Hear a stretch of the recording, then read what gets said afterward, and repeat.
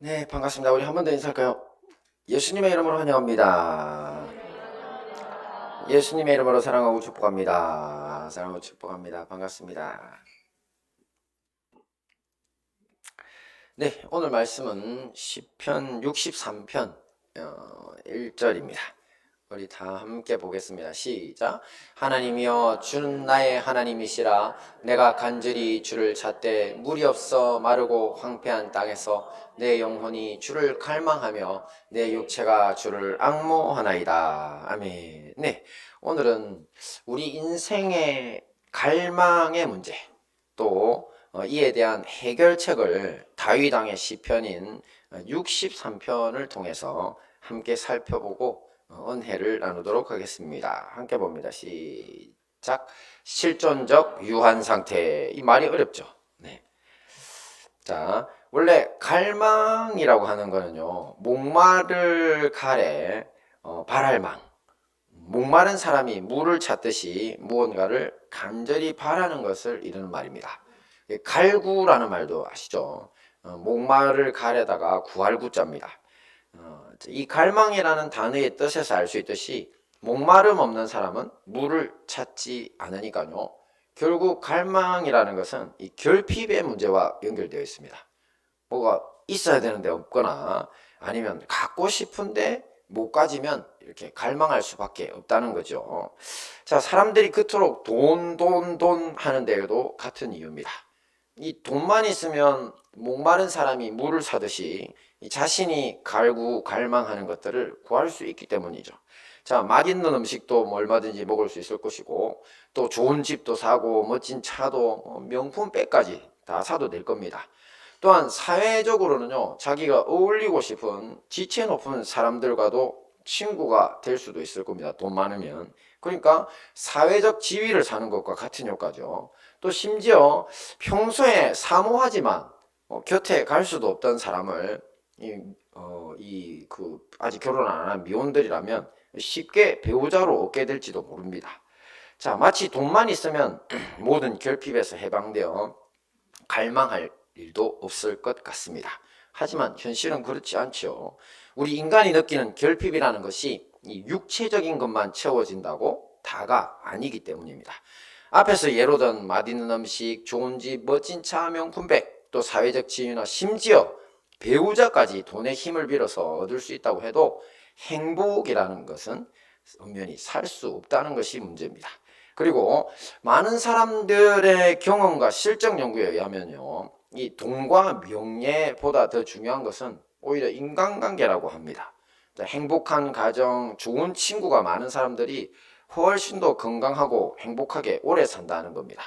하지만 이 행복한 가정을 이루는 것도, 또 남들과 좋은 관계를 가지면서 사는 일도 결코 쉬운 일이 아닐 뿐더러, 또 남들이나 가족들, 심지어 자기 자신이 볼 때도 전혀 문제없어 보이는 인간관계임에도 불구하고 이 본인만의 고통에 빠져가지고 허우적거리면서 불행하게 사는 사람들도 의외로 참 많습니다. 제가 목회자라서 그런 분들 많이 봅니다. 참 남들은 이해할 수 없는 자신만의 목마름을 갖고 있다는 겁니다.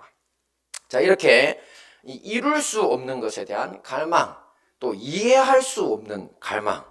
자, 이것들은 결국 절망이라는 결과를 가져옵니다. 그러다 보니 재벌들과 돈 많은 재벌들과 또 유명인들의 자살 소식이 그렇게 자주 들리는 것도 다 이런 이유 때문입니다. 자, 무엇이 문제면 어떻게 해야 할까요? 자, 제가 오랜만에 철학자 키에르케고르를 찾아봤더랬습니다. 19세기 실존주의 철학의 창시자 중 한 사람인데요. 감사하게도 기독교 실존주의자입니다. 아주 독실한 기독교인이었거든요. 자, 이분은 인간은 누구나 실존적으로 유한하기 때문에 절망에 빠질 수밖에 없다. 그래서 제가 자주 철학자들 인용을 안 하는 게 말이 어렵다, 그죠? 쉽게 말해서 실존적이라는 말은 뭐냐면 실제적으로 존재한다는 말이니까 유한은 한계가 있다는 거죠. 그래서 실제 존재하고 있는 그 모양, 그 상황 자체가 인간은 한계 상황 속에 살기 때문에 절망에 빠질 수밖에 없다고 합니다. 말 어렵죠? 예를 한번 들어볼까요? 이렇게 어려운 말도 예를 들면 쉽게 이해가 됩니다. 자, 예를 들어 가지고 어떤 분이 지금 당장 겨울이에요, 상황이. 그리고 난방도 잘 안 돼. 근데 옛날에 이제 하와이 여행을 한번 갔다 와봤어. 그러니 이분이 그 추운 집에 누워가지고 어떤 생각을 하냐면 따뜻한 하와이에 내가 가면 좋겠다.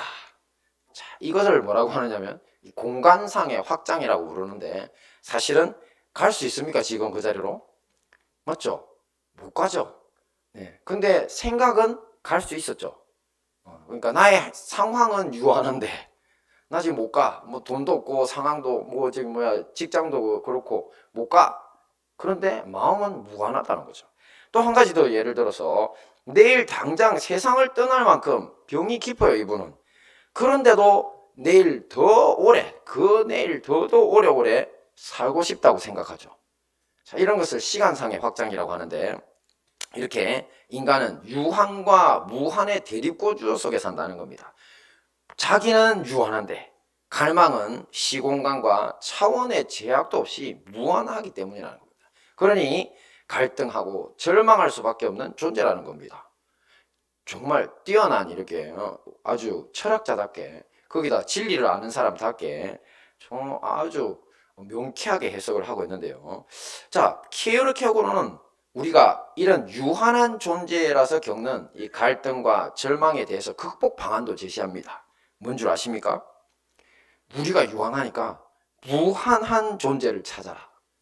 바로 온 우주를 창조하신 진짜 존재하시는 창조주 하나님을 믿으라는 겁니다. 자, 할렐루야. 비록 인간이 원래부터 가지고 있는 유한성 때문에 절망은 계속 될 수도 있지만, 그 절망을 짊어지고 견딜 수 있는 용기, 또 확신을 신앙을 통해서 얻을 수 있다는 겁니다. 자, 오늘 본문의 주인공인 다윗이 자신이 처한 상황 속에서의 절망을 극복한 비법 역시 이것입니다. 함께 살펴보겠습니다. 같이 봅니다. 시작. 다윗의 갈망. 네, 시편 63편의 부제는요, 다윗의 시, 유다 광야에 있을 때입니다. 광야는 사막이라 그랬죠. 아니, 왕이 이때 왜 사막에 있지? 자, 그래서 연구를 해보니 대부분의 신학자들의 결론은 뭐냐면, 이때가 바로 다윗의 이제 나이가 많이 든 상태에서 노년의 압살롬의 반역 시기로 봅니다. 자, 압살롬이 누굽니까? 바로 압살롬은 다윗 왕의 셋째 아들입니다. 셋째 아들. 그 구술왕 달메의 딸이었던 다윗의 세 번째 아내 마아가에서 태어났는데, 구술왕이라는 것은 여기 아람을 말합니다. 지금 시리아 지역이죠.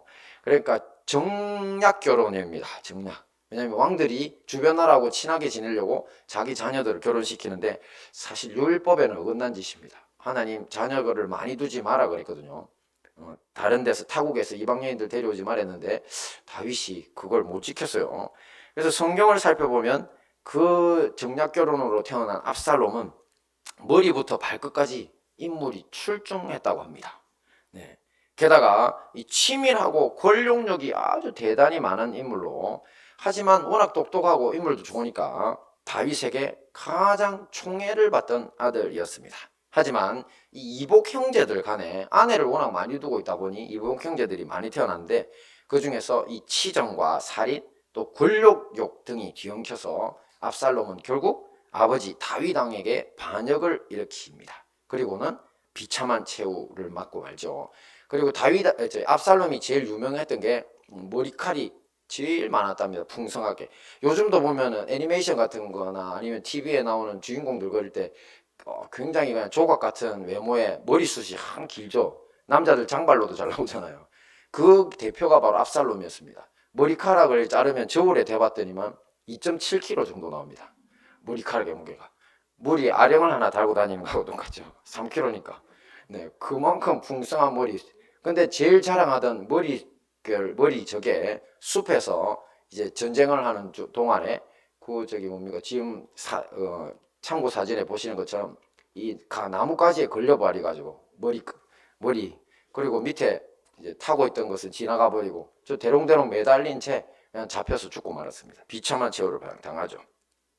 자, 압살롬의 이 반역 초기에는요, 사실 저렇게 끝날지 몰랐습니다. 정말 위세가 대단했거든요. 이 원래 다윗왕의 정치 기반이 다윗이 12지파 중에 유다 족속인데 그 유다 지파가 굉장히 강해요. 근데 그 유다 지파 전체가 압살롬을 선택하고 다윗왕에게 등을 돌려버립니다. 그리고 당시 최고의 책사로 인정받던 아히도벨이 생각해서 말을 하면 그건 하나님께 직접 받은 것과 똑같다 그랬어요. 얼마나 신통한 책략을 가지고 있는지. 그래서 아히도벨이 한번 지략을 발휘하면 못 이길 대적이 없었어요. 자, 그런데 그 아히도벨이 압살롬에게 가담합니다. 그리고 그 소식을 들은 많은 사람들이 게임 끝났네. 자, 저 정도면 나도 저기 가담해야 되겠다. 이러면서 반역 세력들의 숱하게 가담하는 바람에 굉장히 어려움을 당하게 됩니다. 그래서 다윗이 할 수 없이 몸을 피해 예루살렘을 떠나가고 수도를 아예 압살롬 군이 점령하는 지경까지 이르게 됩니다. 자, 오늘 시편 63편은 다윗이 이런 처지에서 유다 사막 어딘가에서 도망을 가려면 사막이 제일 좋죠. 따라오는 사람들도 힘드니까. 그래서 여기에서 밤을 보내고 새벽을 맞으면서 지은 기도시입니다. 실제 상황에서 자기가 기도한 내용을 적어 놓은 거예요. 같이 보겠습니다. 시작. 하나님이여 주는 나의 하나님이시라. 내가 간절히 주를 찾되 물이 없어 마르고 황폐한 땅에서 내 영혼이 주를 갈망하며 내 육체가 주를 앙모하나이다. 그렇습니다. 지금 다윗은 내가 간절히 주님을 찾는데 이 황폐한 사막에서 주님을 갈망하고 앙모한다면서 절박한 심정을 토로하는 걸로 보이죠. 그렇죠? 그 다윗의 지금 처지는 도망자 신세입니다. 그죠?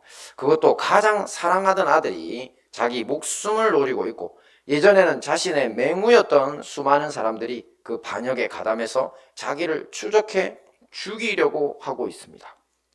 자, 객관적으로 볼 때 정말 두렵고 참담한 상황일 것입니다. 하지만 이후 그의 기도에는 놀랍게 우리는 야 저렇게 참담한 상황이니까 하나님한테 도와달라고 막 그냥 굉장히 간절히 고통스럽게 부르짖겠다 싶은데 그렇지 않습니다. 오히려 바로 주님을 찬양하기 시작합니다. 함께 봅니다. 시작. 주의 인자심이 생명보다 나음으로 내 입술이 주를 찬양할 것이라. 이름으로 나의 평생에 주를 송축하며 주의 이름으로 말미암아 나의 손을 들리이다. 조금 전 저희들 찬양한 그거죠. 나의 평생에 주를 찬양하며 주의 이름으로 내 손 들리라. 저기서 나온 겁니다. 주의 이름으로 내 손을 든다는 건 주님의 이름을 부르면서 손을 들고 기도한다는 뜻입니다. 찬송하면서 기분 좋아요 지금. 자, 이에 더 나가서 더 즐겁게 노래하기 시작합니다. 같이 봅니다. 시작. 주는 나의 도움이 되셨습니다. 내가 주의 날개 그늘에서 즐겁게 부르리이다. 기분 좋습니다. 할렐루야. 기분이 좋다니까요.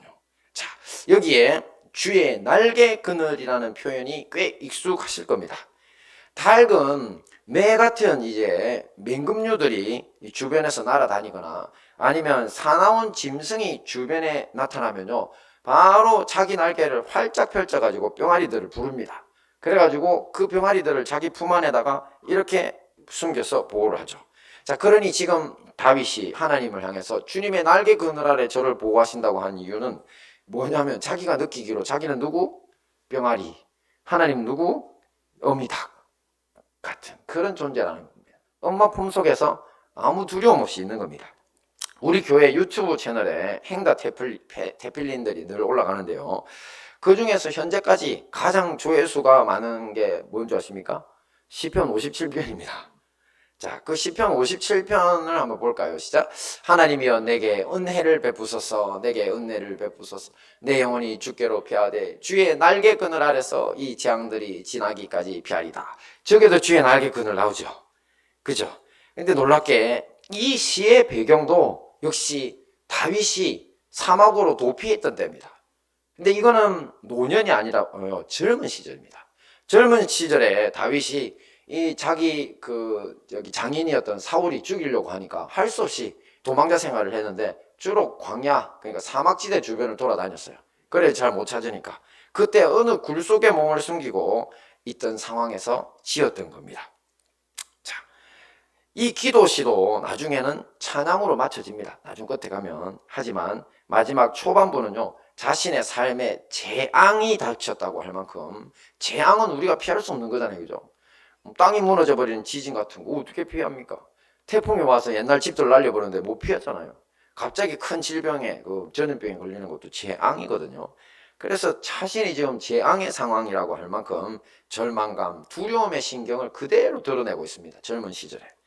자, 그러니까 청년기의 다윗과 노년기의 다윗은 많이 다르죠. 그죠? 앞에서 보셨던 거는 즐겁습니다. 찬양합니다. 자, 사실은 노년기가 오히려 더 위험한데, 청년기보다.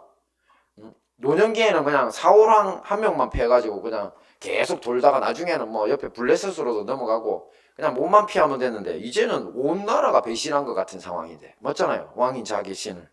자기 정치 기반들 다 뒤집어졌고, 그 다음에 자기의 최고의 책사도 돌아섰고, 또 자기 사랑하는 아들도 이제 자기를 죽이겠다고 난린데 더 힘들죠. 그런데도 이 다윗이 평안합니다. 자, 그 이유를 우리는 시편 63편 3, 4절을 통해서 분명히 더 정확히 알 수 있습니다. 이유가 여기 있는데요. 함께 볼까요? 시작. 주의 인자심이 생명보다 나음으로 내 입술이 주를 찬양할 것이라. 이름으로 나의 평생에 주를 송축하며 주의 이름으로 말미암아 나의 손을 들리라. 아멘. 여기에서 주의 인자심이 생명보다 낫다에 답이 들어있습니다. 자, 저 말 저거 해석하기 힘듭니다. 왜냐하면 원어를 갖다가 그대로 이렇게 해석해 보려고 하니까 쉽지가 않았던 거죠. 하지만 어쩔 수 없습니다. 저게 맞는 말이거든. 자, 저게 조금 더 쉽게 제가 한번 풀이를 해보면 이렇습니다. 주의 인자심이 생명보다 낫다는 건요, 주님의 인자는 사랑과 친절합니다. 그죠? 그래서 우리 하나님의 사랑과 친절함이 생명보다 낫다는 건 뭐냐면, 내가 이 땅에서 생존하는 것보다 낫다는 겁니다. 생명이라는 건, 내 생명은 내가 끊어져 버리면 죽는 거고, 그걸 말하는 거 맞아요. 그래서 하나님의 사랑과 인자하심이 내가 이 땅에서 생존하는 것보다 더 낫습니다. 그럼 하나님만 있으면 죽어도 돼, 살아도 돼? 죽어도 돼. 네, 그 고백입니다. 자, 보통의 인간은요, 이 땅에서 자신의 생존과 번영을 위해서 필요한 안전, 부귀영화 또는 가정이 제공해주는 행복을 갈망합니다. 그죠? 자, 신앙의 이유도 이런 갈망의 대상들을 지키거나 더 풍성하게 해달라는 경우가 훨씬 더 많습니다. 하지만 다윗은 지금 이 땅에서의 삶을 위해 필요한 유한한 것들을 갈망하지 않습니다. 사실 자기 왕위를 주여 보존해 주시옵소서, 주님 내 생명을 보존해 주시옵소서, 이렇게 말해야 맞는데 그렇게 하지 않는다는 겁니다. 자, 왜냐하면 지금까지 살아온 다윗의 인생 속에서 수많은 절망을 경험했고 또 재앙을 지나왔더랬습니다. 그러면서 그가 깨달은 것은 오직 하나님의 사랑과 친절하심이 그런 것들과는 비교도 할 수 없을 만큼, 내 인생에 내가 생존보다 더 비교할 수도 없을 만큼 더 낫다는 것을 깨달았기 때문입니다. 즉 다윗의 갈망의 대상이 유한한 인간 세상의 것으로 원래는 그랬겠죠. 살려달라고.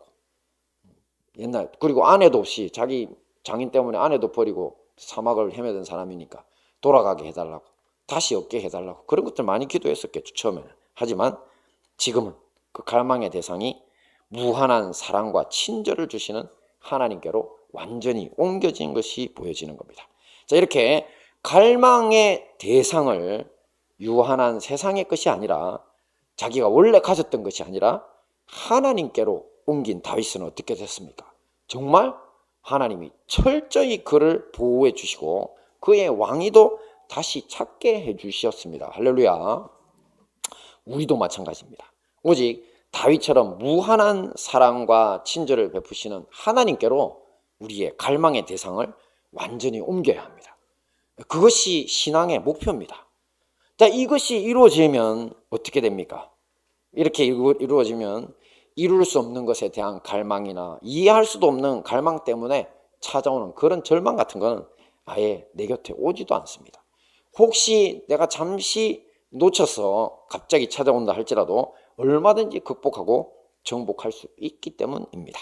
자, 말씀을 정리하겠습니다. 인생의 갈망의 문제는 뭐가 있었습니까? 어려운 말로 실존적 유한 상태. 저 이해했죠? 인간은 타고나기를 유한하다고, 생각은 무한한데. 자, 그러니까 갈망하는 것을 다 이룰 수 없으니까 결국은 절망에 빠질 수밖에 없다고 했습니다. 그 해결책이 뭐였습니까? 바로 다윗의 갈망이었죠. 다윗처럼 갈망의 대상을 이 땅에서의 삶을 위해 필요한 유한한 것들에서 무한한 사랑과 친절을 베푸시는 하나님께로 완전히 옮겨야 한다고 했습니다. 자, 이 모든 말씀으로 다윗처럼 하나님을 갈망하여 승리하신 우리 행복한 다니엘 교회와 중지교회 성도님들 되시기를 축원합니다.